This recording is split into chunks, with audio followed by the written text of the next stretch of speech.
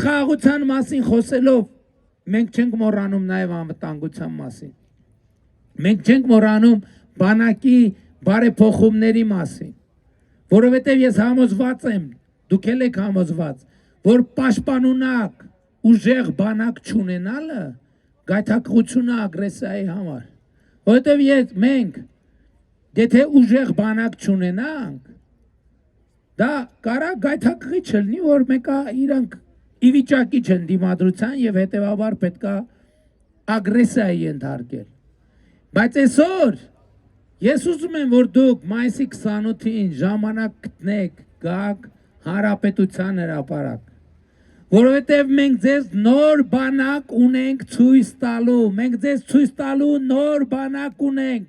նոր սպառազինություն, նոր ռազմական տեխնիկա,